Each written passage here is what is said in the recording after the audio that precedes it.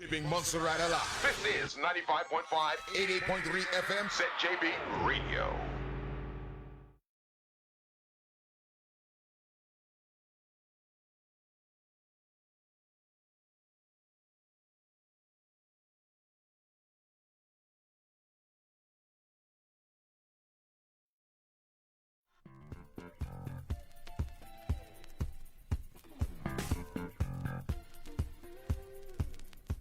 It's Veta Wade here, and the Blue Zone is back on Radio ZJB with a new series called Money Moves. On Money Moves, we start from the simple idea that money moves progress and trust moves money.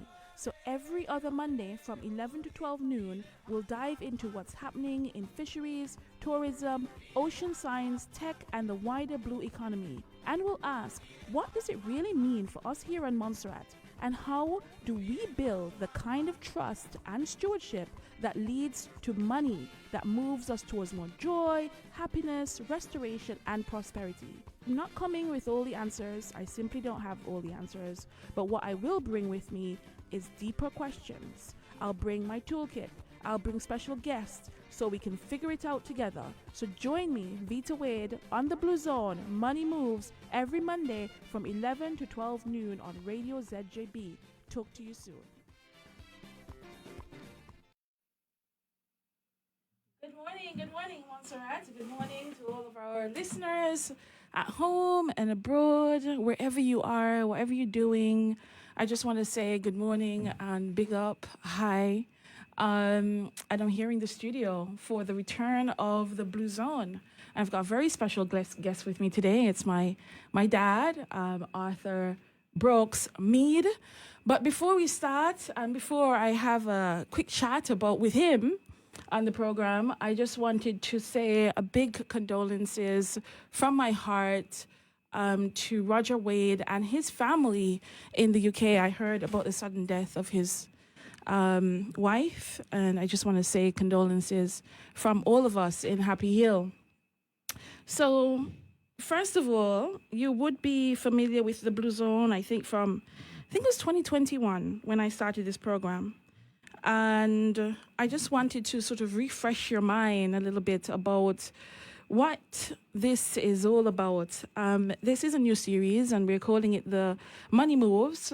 So today we are asking ourselves, and throughout this whole series, we're asking ourselves, how can Montserrat's ocean help us live well without harming our people or our sea? So since 1995, Sophia Hills volcano has dumped close to 1 cubic kilometers of ash, rock, and debris into our environment. And so you imagine Blake's football field, and imagine you're filling that with ash and then piling it high by maybe 100 stories or so.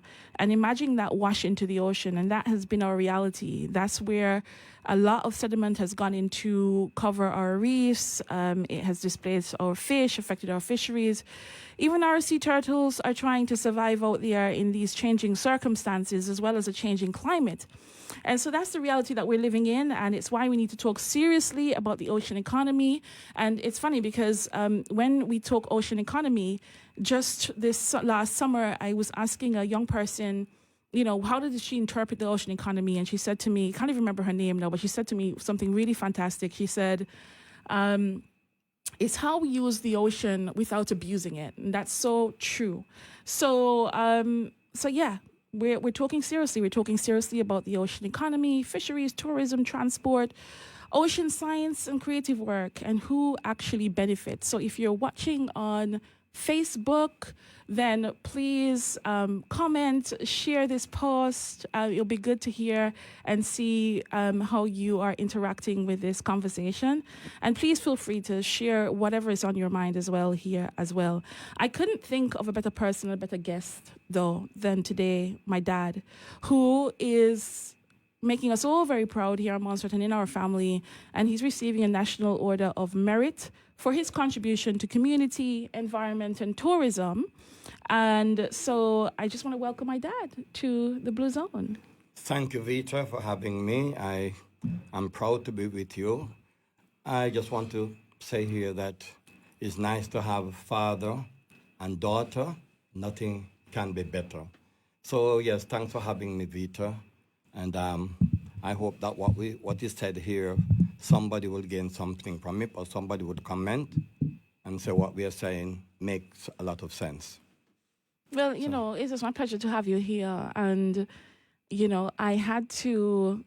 I remember when I first asked you to come and join the show, you said you didn't really have time. You're too busy with all your various projects. And that I said, well, you can just come and talk for 15 minutes. And he was like, well, 15 minutes not enough for me. You have to give me the whole show. So I realized that when you and I get together, Daddy, we have a lot to say. And that's part of the reason why I thought, even in my intro, I have to make some notes. Because if I don't make some notes, I may end up spending this whole hour all over the place. Absolutely. But in good places as well. So, one of the things that comes to my mind in even having you here and being on Montserrat is the fact that Montserrat has such an aging population. We have elders, people who have done phenomenal work in our community. And one of the things that I'm settling myself with is spending time with our elders, really learning from people, trying to document and capture knowledge from folks who have been there, done that, and also want to see a better, brighter, and even bluer Montserrat. So that being said, I want us to kind of think about you and your story, because that's an incredible story in itself, and one that you and I haven't even sat to explore very much. But I'm wondering, when you were young, Arthur, in your childhood, what's the earliest memory you've had for caring for the environment? What do you think has sort of nurtured this spirit? Who taught you that? Was it something that was even taught? Well, yes, Vita, I may say that, and older folks like me would know that you grew up in an environment where you have to take care of your yard, you have to clean it, you have to make sure that it's clean. That time you have to pick like bush and what they call broom and sweep. And not only that, you're going to school, and it depends on your class. One afternoon, your class is responsible of cleaning the yard. It's not happening now, but that in itself make you feel that you just have to keep your environment clean. So from you growing up, I had that responsibility that we have to just keep our environment clean. And I even remember where the folks from the environment division would come around and look around your property, look around your house. If you have old tint, old tires, they would make you move them from creating the nest for mosquitoes and rats and so on. And that, I think that was good. I don't know if very much of that is happening now. But believe you me, I really have a passion for this beautiful, beautiful, beautiful island of ours. I know you're doing it so inspirational. But when was there a moment, we spoke briefly about your experience in the volcano and the eruptions, and many people who know you know that you were one of those people that was affected severely in the 1997 volcanic blast.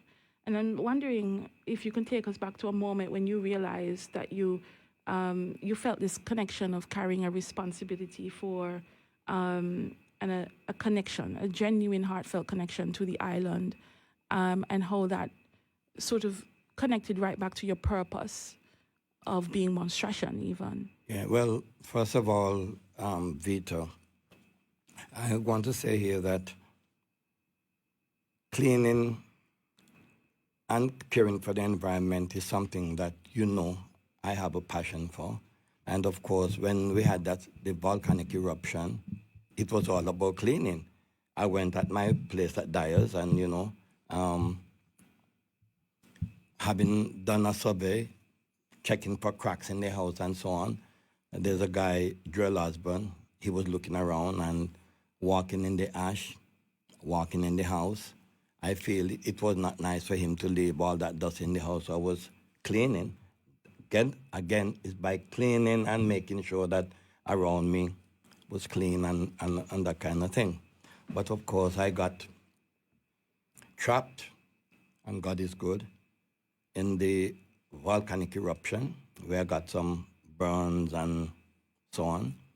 And because of that, I had to fly out to Guadeloupe because we don't have a burn hospital here.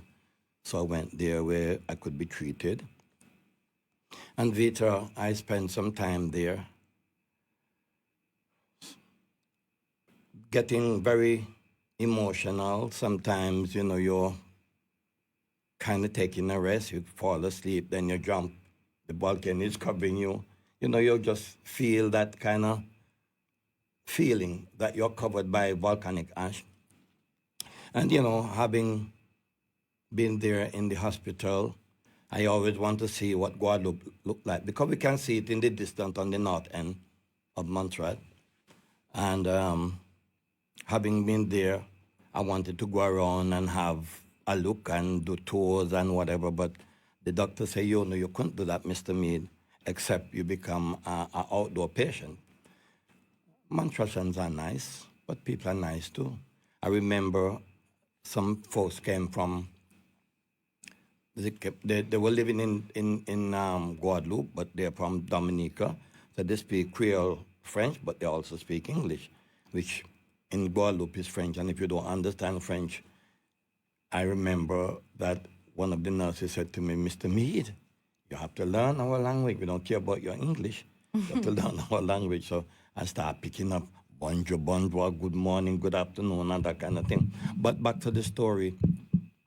I went and some people took me in, and Vita, what was so nice of them, they came out to their bed, went on the floor to sleep, and gave me their bed. And I think that was just great, So while I was in the hospital, they were giving me eggs and white potato and that kind of things. But when I went there, as an outdoor patient, I saw my breadfruit and my saltfish, that kind of thing.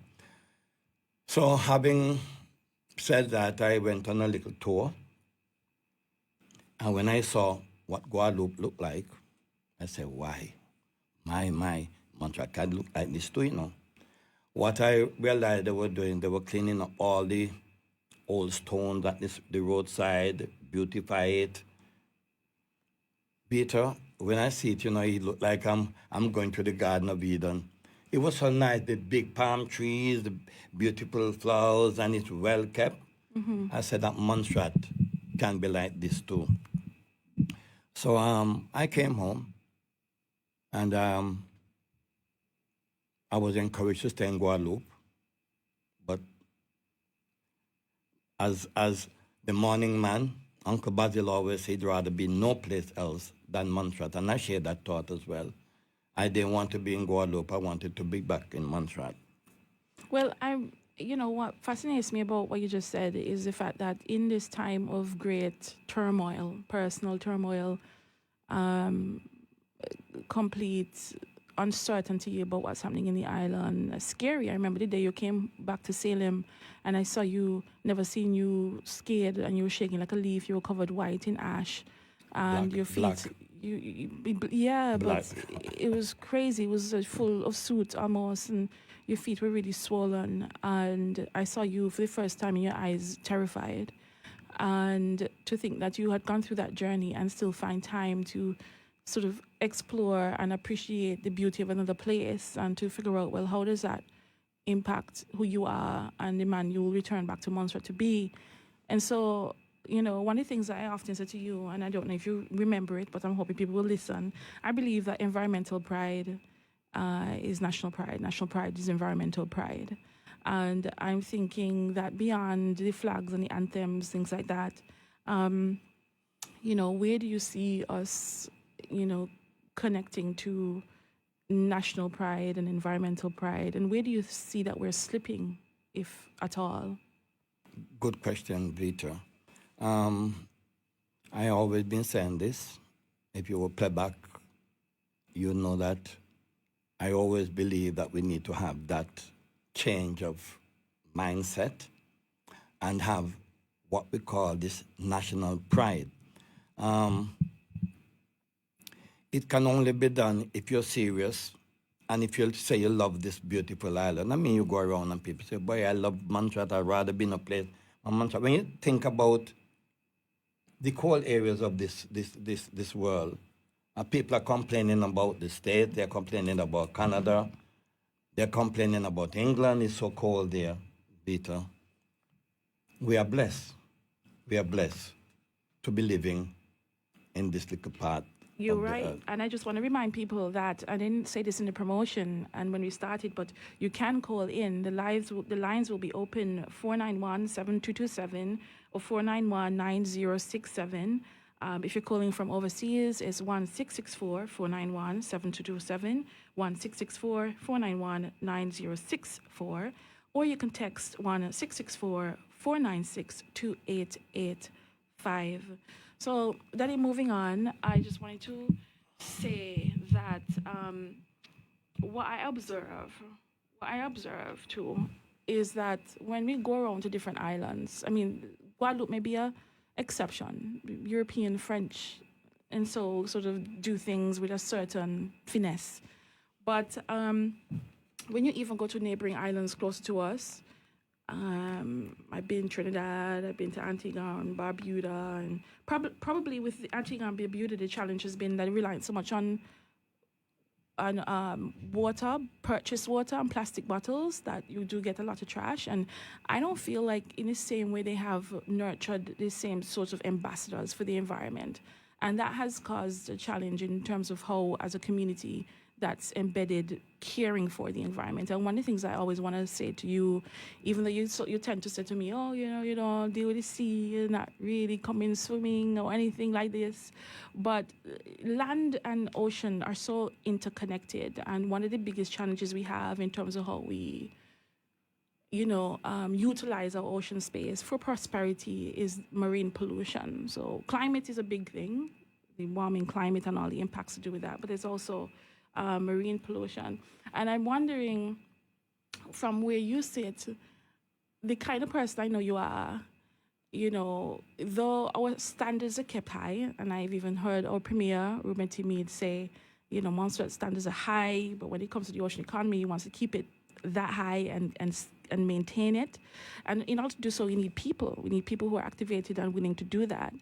And I'm just wondering, when you go to a place and you pick up rubbish without anybody seeing you, it's not like you're doing it for creds, for likes or followers, but sometimes you do it just because you see it needing to be done. What goes through your mind? What makes you do that when even nobody is watching and there's Okay. nothing in it for you? Okay, Vita, we have, let's say that we have the green, the blue, sorry, not the green. The green will come, but you have the blue, which is the ocean. You have the green, and you also want to keep it clean. So what bothers me is because I have work to do on the beaches, and when we have heavy rain, you can see the impact that you have on the shoreline. Of course, what goes up must come down. So sometimes I'm driving, especially when it's dry, Vita, and you see the amount of garbage, especially plastic bottles, beer bottles, Guinness bottle, and those kind of things. You say, well, how can I pass and leave this? And some moments that sticks with me, since I'm more like the watchdog of the environment, is one time I was supposed to be doing a tour. There was a boat there, but I was asked to pick up some folks and give them a tour. And I wake up the morning, and when you're going up around Fogarty, I look on the side, and it was dry then. And I saw a lot of empty bottles and tins, Coke tins and whatever. So I was I was at lookout at that time. I wake up early one morning, and I saw Scarlet Boy. And I need to talk about it. And he's not that well, like agile like us. Mm-hmm. He asked me where I'm going. I'm saying I'm going to pick up your garbage, and he said I'm coming with you. Mm-hmm. Vito, Scarlet was on his knees, pulling the bottles, packing them together, and I'm picking them up. And I'm saying, look at Skerrit, who is not walking and agile like us, and there with me. So that sticks in my heart. The other thing I remember too is that Governor Abbott, whenever I'm having my Labor Day cleanup, I always like to raise funds so that I can have refreshment. I always believe that when somebody come out 6 o'clock in the morning and they're not going to finish until 9 o'clock, they want something. And so I would go around, and I remember Governor Abbott gave me a donation and said to me, Mr. Mead, I'll be with you. And I remember Governor Abbott and the wife came at Little Bay here and was doing some cleaning with me. That's proud moments that I can remember. And there's a lot of memories that I have. Even when I'm cleaning, I see people like Zion, that young. Oh, that's Priska and Freddie's daughter. That's right. And Hyacinth's daughter. I can't remember her name now. That's Hyacinth. If she's listening, she will know who I'm talking about. And I think I saw Mr. Kelsey's son as well. Joshua Kelsey. Joshua there. Those little young folks there. And I'm saying that Montserrat has a future because of these people would gravitate to that kind of passion I have. We would have a beautiful Montserrat. And I'm saying that even when one morning it was supposed to be on Antigua Live, and I was listening, I wanted to see what my daughter is saying and how she's handling herself. And I know you're very good at that, so that didn't bother me, but I just wanted to be witnessing and hearing what you had to say. And the Premier of Antigua, Mr. Gaston Brown, he was on before you. And that was another proud moment. You know what I heard Mr. Brown say? Mr. Brown said, if you want to see a little clean place, little clean island, go over next door to Montserrat. Peter, I felt so proud. I felt so proud that even Mr. Brown visit Montserrat and look at Montserrat and see that Montserrat is so beautiful. And then, I heard him say that he's going to step up. Step up by doing what? Start putting penalty on people in Antigua who just throwing garbage all over the place. Yeah. So, I felt so good about it. Yeah. So I think, Veta, if we are taking care of our land space, we are taking some of the pressure off the sea space. Correct, yeah. And of course, this means a lot to us. Yeah. The ocean means a lot to us. There's so many benefits that you would know more than me, but in my little space that I have, I know a lot of people go there to swim. A lot of people go there to exercise. You catch your fish. The boats moving around with the containers, bringing things here and there. So it has a lot to do with us. Yeah. And of course, even to breathe. Every other breath is coming from the ocean. When I was going to school, I used to say the Amazon and the rainforest used to be the biggest contributor to the air that we breathe. But it's actually the ocean is the biggest. Every other breath is coming from the ocean. So, and may I say here too, I must talk a little about Scriber Daily. Because, we are close to. And I realized that he would have been doing a lot of tours. When St. Patrick's come around, you'll have, or you're going on Scriber tour and whatever. So I saw him one day and I said, Scriber, how you take care of the forest? Do people go up there and throw things all? He said, no, man, they can't do that. They have their bag, and if they have a drink, they have to throw it in there. They cannot leave anything up there. And when you go through the forest, Veta, you feel so calm. Oh, yes. Because that nice breeze is blowing through, you're smelling all those different trees with their fragrance, and so it's so beautiful. But I think that even though I'm saying that Montserrat could be a lot better, we are much better than many of the islands around here. But we can do a lot more, Veta. No, you're so right. There's so much to unpack in what you just said, but it was all coming from the place of what makes you still do this. And what I'm hearing from you, Daddy, is that there is a sense of pride. You do see the connection between national pride and environmental pride. There's also this sense of purpose that has come through probably from that experience of the volcanoes. Like, what am I doing with my life? How can I make a better contribution? How can I be a better citizen and support to Montserrat?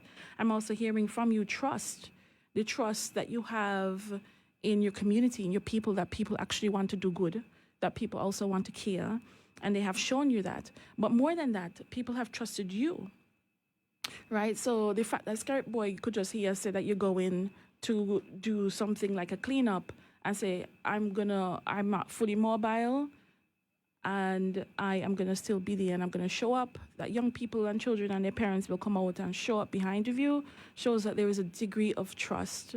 And that also is supporting and motivating you to keep going, even when nobody is looking. And I think that is just such an interesting dynamic about who we are as Montserratians as well. And very interesting in terms of what it really takes for us to take better care of our oceans, our environment, because those two things are so linked. And you may be hearing a lot about the Blue Belt, you may be hearing more about the ocean economy going forward, and it's all coming back down to jobs, opportunities. How do we progress Montserrat's economy? How do we diversify the economy? And how do we make sure that people are going to be good, well off, prosperous in that process? Not just healthy, but that we can be healthy and have some money as well. That somebody told me this morning is a JB that they wanted to have. And so, interestingly, you touched on tourism, and tourism is one of the reasons why you're also getting this national award. Because I remember I have pictures at home that I laugh at because I remember the bobby socks, and that we all just like Monstrations. You would know about the bobby socks. There was that kind of bobby socks era, and I saw you looking sharp as anything in the Sophia Hills with a tour, and it was interesting to see what the Sophia Hills looked like at that time. My memories are vague, but to have these pictures are great. And I'm just wondering, like, when you look at tourism now, what do you see that worries you? And what do you see that gives you hope? Because it's not now you're in the game, you've been in this from a long time. Well, Veta, one of the things that you have to make sure that you do when you're a tour guide or you're dealing with tourists, you have to sell your little island. You have to. And of course, you must be able to speak well. And you must know the island, of course. And so when you go out, you also must get the tourists to know that there's no safer place than Montserrat. And so you want them to come here. And because of that, Vita, so many people would have returned. I remember that because of my knowledge and being able to rapport with our tourists, sometimes they both come down here and you'd find that some of the tourists come out and asking, where is Arthur? Where is Arthur? I want to go with Arthur. I want to go with Arthur. That kind of thing. But, you have to sell your island, a whole lot. And I remember even one time I had to do a tour from Tropical Mansion, and this sticks in my mind as well, Vita, and I have to talk about it.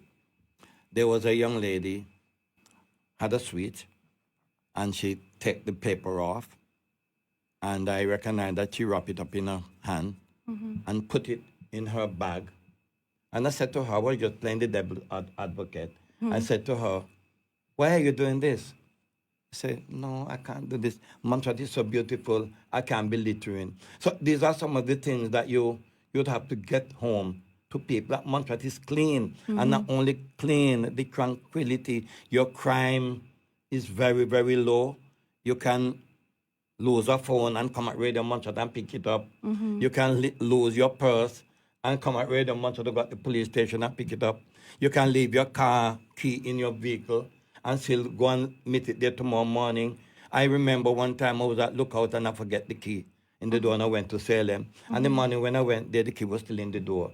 Where on earth you find that these little things happen. So we have a lot to offer. I was hearing my godson, John, saying on the radio that we are too negative sometimes about Montserrat, but there's a lot of positive Vita. I don't know if I'm straying away from your talk, but believe you me, he was saying that we have a lot to offer, and I really have to say that is true.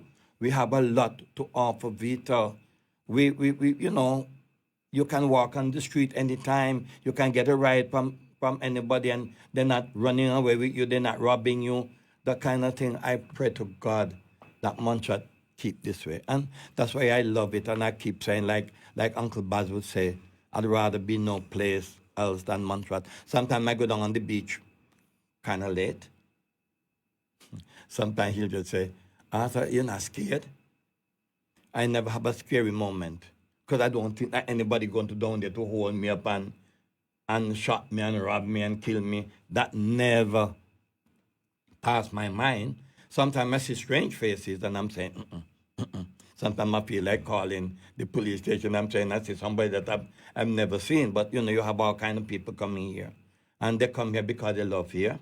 And they come here because they want to live here with us. But I guess, you know, that they have to recognize that they have to, when they go to Rome, they must do what the Romans do. Keep our little place clean, be friendly, don't cause crime and hurt to other people and that kind of thing. Because, I mean, we have it. We have it to offer. Yes, Antigua have a lot of tourist boats coming in. When you go, like you see 4 and 5 in the harbor, we don't have that. But we have what they don't have. And it's that tranquility, that cleanliness, and that love for each other. You know, so that's a lot. So that's true. A lot to offer. So true. And thanks for sharing that. And so well and so diplomatically. The other thing is, you know, probably the biggest threat that our oceans and our environment faces right now is climate change. It's our warming temperatures. It's our warming temperatures of the planet and all the things that come along with that. And I think when I speak about climate change, there is the temperature difference. Like we can feel sometimes the seasons are a little bit changeable in terms of when the wet season and dry season comes in. You hear about, the other day I was speaking to my uncle in the Cayman Islands and he was in a day in his sweater. There's a cold spell coming down. He said he hadn't felt that for years. So things like that will happen.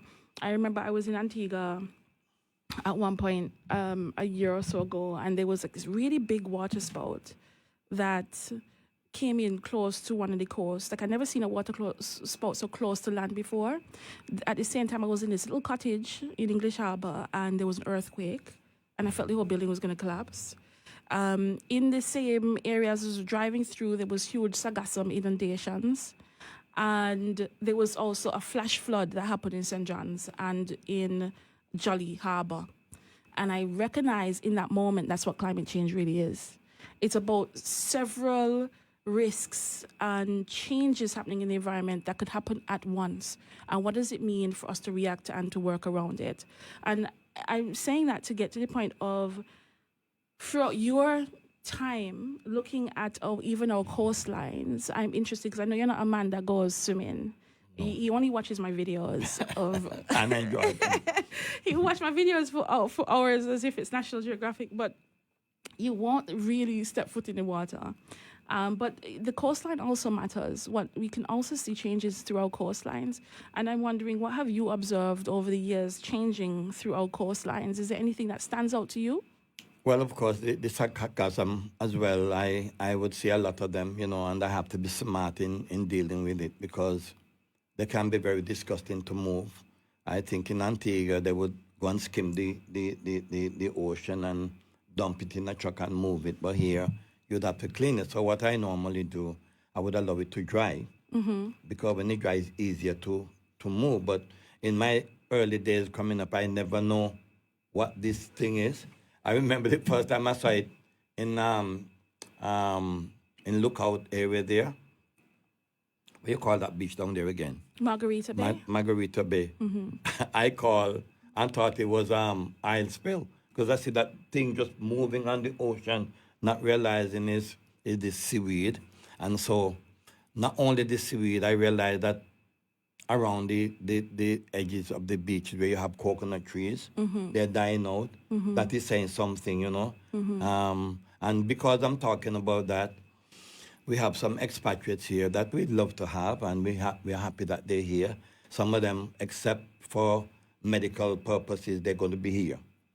And of course, they would have their fun. I noticed at some point in time, they would take their wood on the beach and burn it and have their fun as well. But what I'm not happy with is that what left at the fire burn, they leave it right on the beach. Now, I don't know if where they're coming from, they can do that. And Vita, I'm saying they need to have their fun. But if you make the beach clean and nice and you burn, just take them up. Take them up, take a bag, take a bucket, take it up. Although that the sea would kind of ride and we take it in the ocean, where you don't need to do that. So I'm saying again, I noticed that is happening. And of course, I think they should desist from doing that. If they're going to have their fire burn, they're going to burn clean when you're finished. So the thing though, I've noticed, because down by Dwayne area, they have seen coconut tree just die. Out at Isles Bay, I've noticed that too. And it seems like it's happening around the coastline. Maybe you can say what is causing that, or you'd have to probably do a research. But I think that's part of climate change as well. So I noticed that is happening quite a bit on the beach. Oh. Okay, so that's interesting. So you feel that there's been changes in people's behaviors, perhaps at the ocean and the beach, seaside, some of which may be a concern. And that was interesting. Also, you mentioning the inundation of Sargassum, which is a big conversation right now, because Sargassum could be either a blessing or a huge challenge. I'm of the mindset that we can always look to innovate around these things, but with innovation comes money, it comes budget, it comes policy space, and so on and so forth. So, but to finally finish this section before we take a break is just your legacy. So you're now going to be honored with a national award for environment and tourism contribution. This is happening on March 18th, I think. I need to get the date right because I'm going to be there front and center, of course, to celebrate you. You and have to be there, congratulations with others. And so what do you feel like is going to be a legacy? What do you want your legacy to be? If it's even not even about money, but about mindset, the mindset of generations to come. Well, and honestly, Peter, my legacy is that if I'm not there, somebody must say, if Arthur was here, this wouldn't have happened. And this is something that I'm keeping up because of what Arthur was doing. I always think that I would like somebody to continue to be a watchman. I know the late Annie Dyer, he used to call me the environment watchdog. I'd rather they call me the environment lion. Watch lion. Because, you know, I really, really, really love to see this little beautiful island, really clean, Vita. The ocean will be always there, and we have a good God of heaven that sometime is in the drought, but you'll find some rain come sometime even to keep the heat down and keep the dust down. So that would always happen. But what is happening is that our mindset needs to change. Why are we going to be buying a beer and drink it and just throw the bottle on the roadside? Why are we going to get some food and eat it, and when you finish, you throw the container outside? You know, these are things that need to change, and the government can have what we call litter warden, but that's spending money. Mm-hmm. And if I'm saying things, Vita, I need to realize that there must be a solution. And I think one of the solutions that can happen here is that you can charge a levy on these things, or you can make those folks that bring in beers and guineas and so take the bottles back. This is another job creation, because people are going to pick them up and carry them in and raise funds. The other thing I see, because I was in the States at some point in time, and I went to a little rally, a little party, and I came out with a juice. I don't drink alcohol, as you know. And there was 2 cabs on the road in the States. and they shout at me, "Get back in with that." I had the glass out in my hand. So it appeared to me that you are not allowed to walk on the street with beer bottle, juice bottle, Guinness bottle. That they don't allow that, and that can happen here easily. If they decide in Lechco that you must not be on the road with bottles and that kind of thing. Yeah. Okay. Peter, So, when we had the pandemic, it took a day or two before they lock you up. And they were doing the power safety. As a matter of fact, I remember going to the supermarket, your name, start with what letter. You have a day that you go, Yes, I and you know. have to be in before 6 o'clock. It didn't take time to do that. Are we going to take a lot of time to tell people not to be walking with these things on the street, not to be drinking, not to be driving with your vehicle, and have your hand on the door and your beer in your hand and that kind of thing can easily stop. And that will prevent a lot of the nonsense we're having. well, thank you, Daddy. Thank you so much for being my guest. Don't leave yet. We're not finished, but we are gonna take a break right now. And I guess what I'm trying to say, what I'm hearing from you in terms of the legacy as we round up this session or this segment is protect the environment as if your life depended on it. You know, because our livelihood sure does. So on that, I just want to take a break. Tide is high.